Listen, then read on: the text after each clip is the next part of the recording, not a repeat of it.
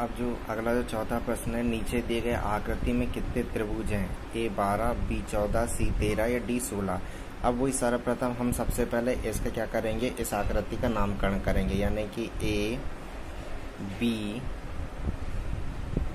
C, D, E, F, G, H। Simple सा नामकरण कर दिया। अब नामकरण करने के पश्चात फिर राइट हैंड पे हम एक लकीर खींच करके बाजू में त्रिभुजों को गिनना शुरू करेंगे। सबसे पहले देखते हैं A G F, A G F। उसके बाद देखते हैं F H E, F H E। उसके बाद B G C। उसके बाद C H D। उसके बाद E H D।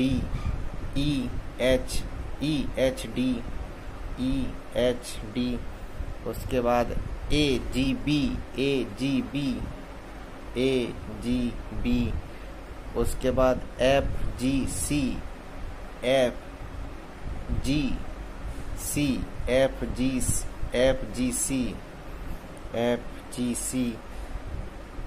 उसके बाद F H C।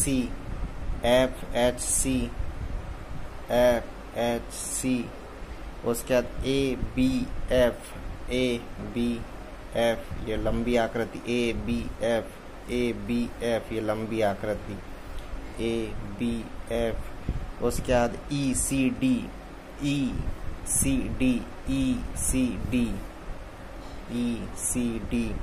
उसके बाद F D E। उसके बाद B C F।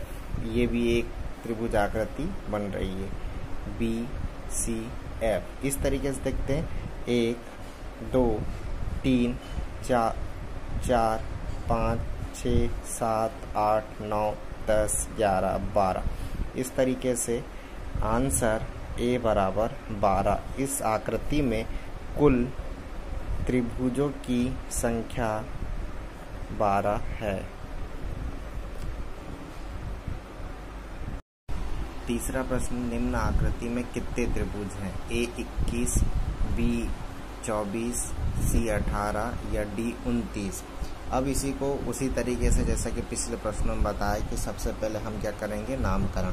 अब नामकरण के लिए सबसे पहले स्टार्ट करते हैं A, उसके बाद B, उसके बाद C, उसके बाद D, उसके बाद E के बाद फिर I, फिर J के बाद H, उसके बाद फिर G, उसके बाद फिर ये F। अब नामकरण होने के पश्चात अब सबसे पहले हम त्रिभुजों की संख्या गिनते हैं। सबसे पहले देखते हैं A B D। ऐसी लकीर खींची, पहला लिखा A B D। दूसरा A I D। तीसरा A I B या A I B। तो ये तीसरा हो गया A I B। उसके बाद चौथा B C E यानी कि B E C बोले या B C E बोले, तो B C E। उसके बाद पांचवा C G J।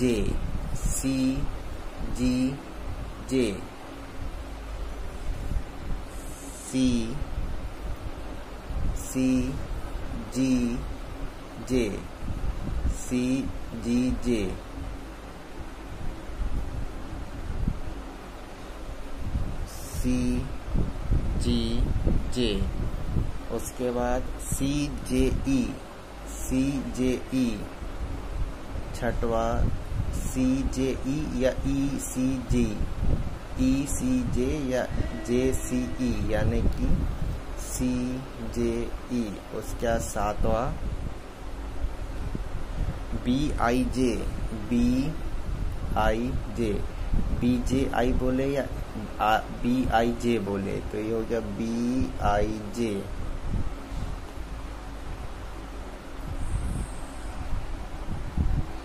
उसके बाद DIG, उसके बाद ये DIG या GDI या DIG।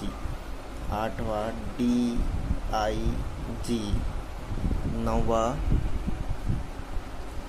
ADG, ADG, ADG, ADG, ADG।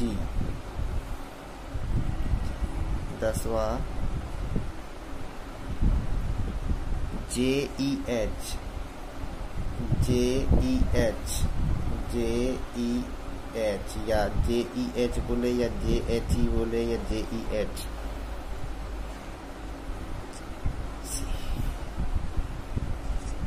उसके बाद 11वां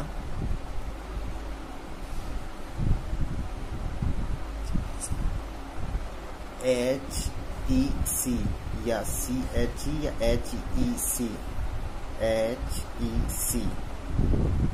क्या 12वां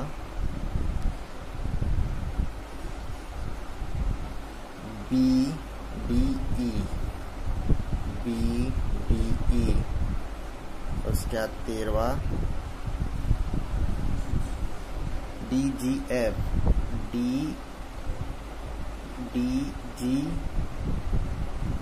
DGF, DGF बोले या FDG बोले या DGF बोले। उसके बाद 14वां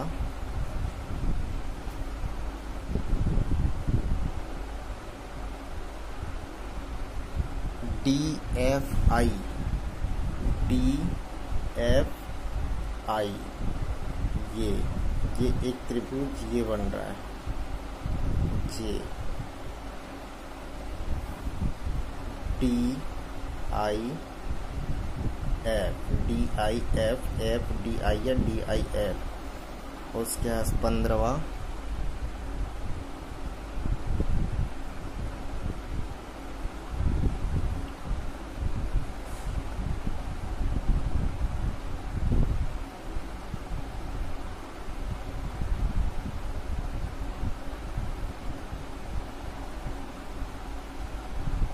HFE, HFE, HFE। उसके बाद 16वां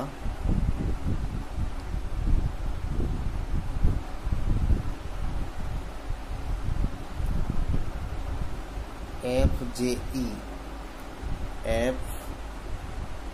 FJE, FJE। 17वां ADF, ADF। ये देखिए ये ऐसा लंबा ADF, ADF, ADF। 18वां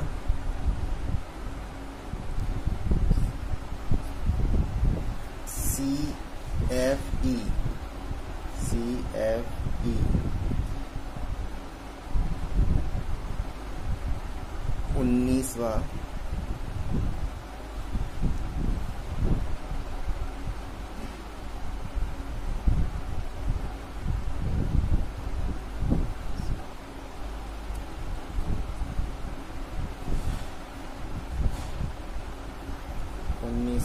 AFC, AFC ये बड़ा AFC, AFC। 20वां GHF, GHF, GHF। 21वां BCJ, BCJ। इस तरीके से आंसर A बराबर 21 त्रिभुज सामने प्रदर्शित होते हैं या निकलते हैं। अब दूसरा प्रश्न है कि दिए गए आरेख में कितने समचतुर्भुज हैं। A number 4, B number 1, 5, C number 5, D number 6। अब ये जो आकृति जो दिख रही है, इस आकृति में पुनः फिर पुराने प्रश्न के अनुसार सबसे पहले अल्फ़ाबेट से हम क्या करेंगे, इसे नामकरण करेंगे। अब अल्फ़ाबेट से नामकरण करने के लिए चलिए सबसे पहले हम अल्फ़ाबेट से नामकरण करते हैं। तो ये हो गया ए, उसके बाद ये हो गया बी, उसके बाद ये हो गया सी, उसके बाद ये हो गया डी, उसके बाद फिर ये हो गया ई, उसके बाद ये हो गया एफ, उसके बाद ये हो गया जी, उसके बाद हो गया एच और यहाँ पर हो गया आई। अब केंद्र बिंदु में ये हो गया आई। अब हम देखते हैं कि सबसे पहले समचतुर्भुज को गिनने के लिए हम स्टार्ट करते हैं ए से। तो A B C D, A B C D, right hand में रकील खींचा, लिखा ए B C D.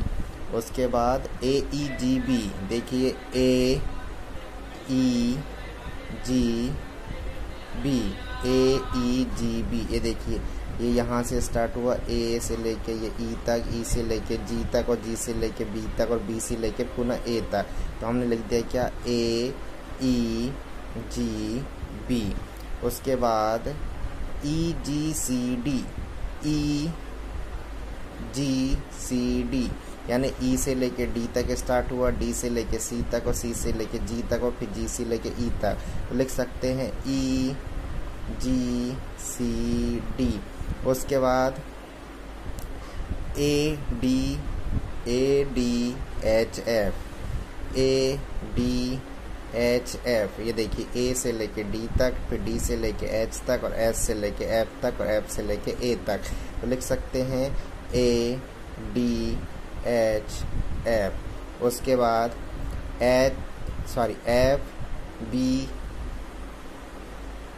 F B C H, F B C H.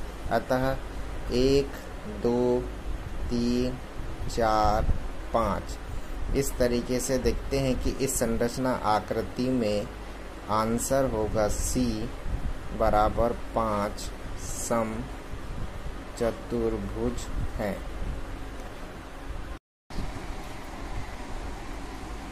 आज हम देखेंगे आकृति गिनने से संबंधित प्रश्न। आकृति गिनने से संबंधित प्रश्न। पहला, निम्न आकृति में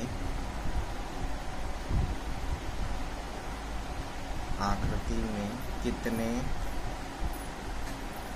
त्रिभुज हैं?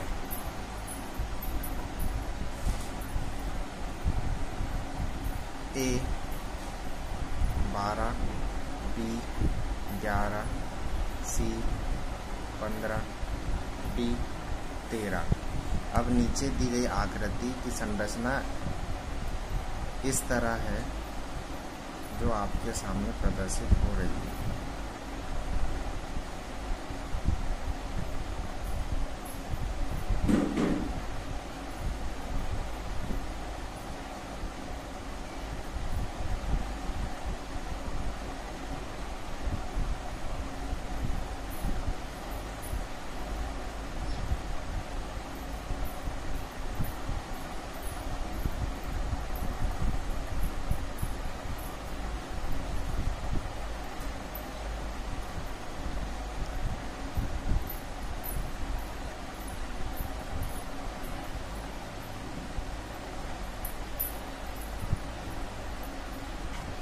अब ये जो आकृति की प्रदर्शित जो हो रही है, इसमें हमें यह बताना है कि इसमें कितने त्रिभुज हैं।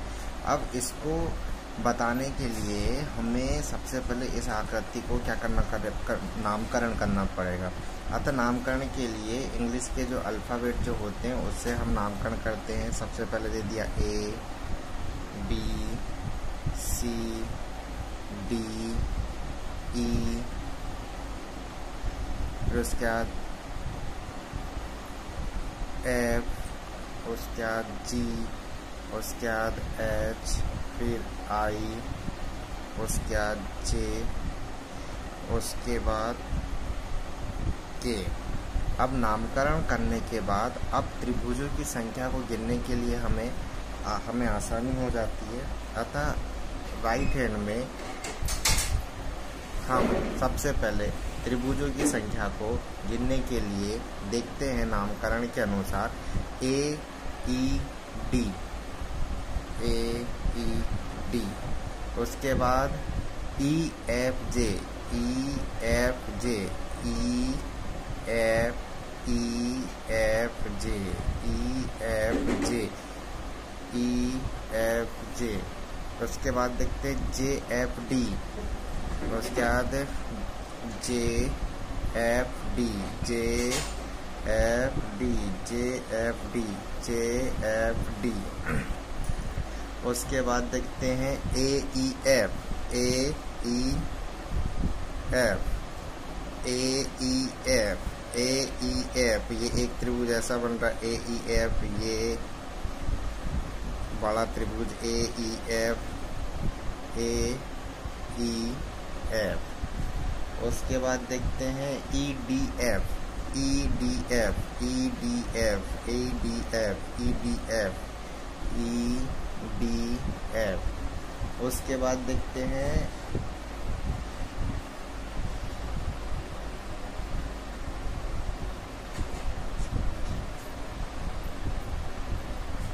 F, G, H, F, G, H, F, G, H। उसके बाद देखते हैं F, I, G, F, I, G, ये देखिए F, I, G, F, I, G, F, I, G। उसके बाद A, K, J, A, K, J।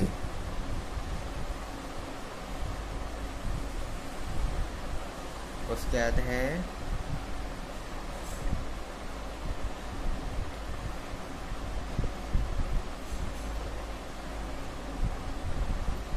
उसके बाद है A, E, K, sorry A, E, K, A, E, K।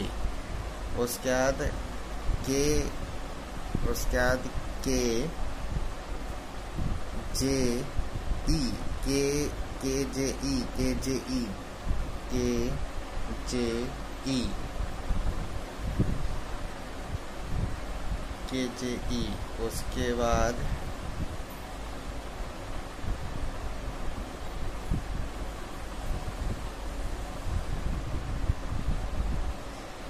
A, E, B, A, E, B, ये देखिए A, फिर E और ये B तक गया, A, E, यहाँ से फिर B तक गया, A, E, B।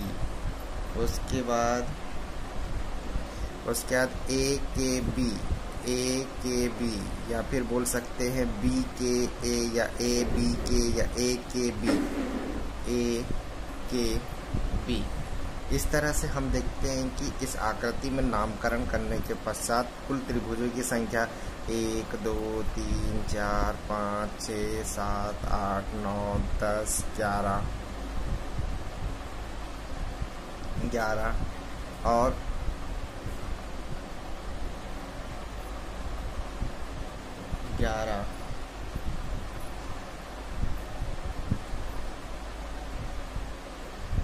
11, अतः इसका आंसर होगा B, 11, B।